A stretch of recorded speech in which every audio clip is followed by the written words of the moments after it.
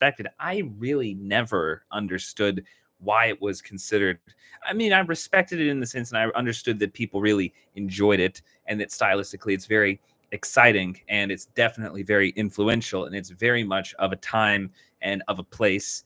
And it was one of the things that made me love New York City, kind of just the constant rush of energy. But I never really got why it was seen as this huge. I never understood why it was seen as one of maybe the greatest movies of all time. Even though I enjoyed it, never really seemed like it fit, for me at least, to be one of like the greatest things ever made in terms of movies.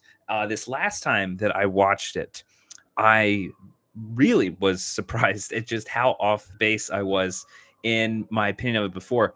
And I don't know if it's the type of movie that you maybe need to get more from after you've, lived a bit more, and especially after going through, not just, maybe it's not a movie for kids, but this time watching it, I was very taken aback at just a few things. First of all, I really love the way that the movie flows with a story and not having much of a plot, particularly the way that it manages to dive really deeply into Travis Bickle's personality by that and still stay very, very entertaining at the same time. Travis Bickle is not a very sympathetic character in any way, but throughout the entire thing, particularly from Robert De Niro's performance, particularly from the style of the music, of filming, it puts you, it makes you think at the beginning that you're watching a plot take place. It kind of tricks you into thinking that we're going to get to know this person, get to know his relationship with Betsy whenever he gets to know her. And then things start to become strange in terms of how he actually relates to the world. It's almost as if he comes into contact with the real world through the Betsy character, but then he's rejected. And our own understanding of kind of how this type of moment would play out in the real world is at conflict at how Travis actually takes it. And the movie understands that, and it continues stylistically to stay with Travis, although we start to see more of the world kind of going beside him in a way that really we feel much more. And those types of contradictions are the things that I don't think I appreciated before. Before, I never understood the appeal of everything with Albert Brooks or even everything with Betsy. And it is much more of, I think, just a way that the movie decides to play out in terms of focusing on story instead of focusing on plot. And in interviews with Scorsese, he said he was attracted to the screenplay because it had so much truth in it. He said he wasn't really able to understand exactly how it has a lot of truth in it.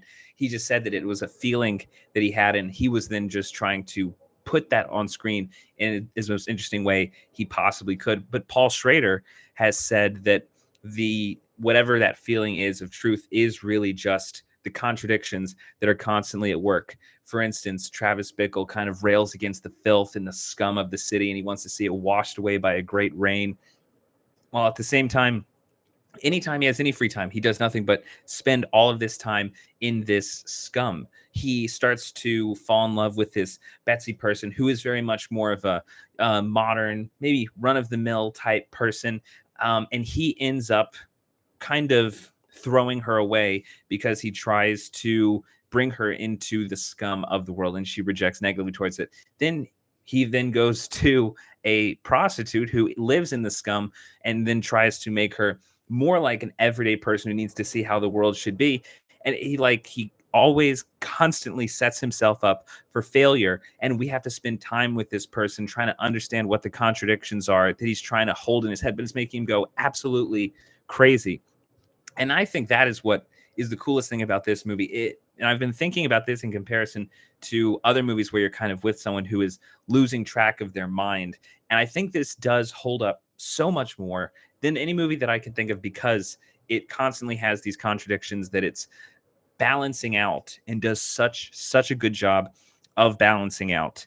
And also the ending. The ending is, I was reading a lot of reviews. A lot of people at the time were saying that they think that what is going, and a slight spoiler, but not really for this movie. So at the ending, essentially, there's a look that you see that kind of makes you question what exactly is going on in this movie? What exactly are we supposed to be thinking about this character in relation to? Is he redeemed? Is he not redeemed? Did he go through any change? Because again, you're very confused. At one point in the movie, Travis Bickle is looking to assassinate a respected member of the community, someone that represents Sybil Shepherd's kind of father figure, someone that she is following, someone that she's decided to follow instead of him. And he tries to assassinate that person, and it ends up failing.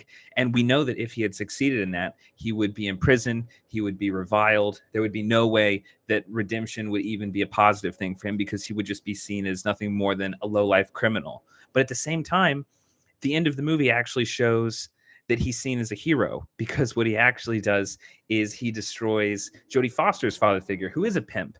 And because he killed this set of people, everything's going to be okay for him. And in fact, he's going to be seen as a hero.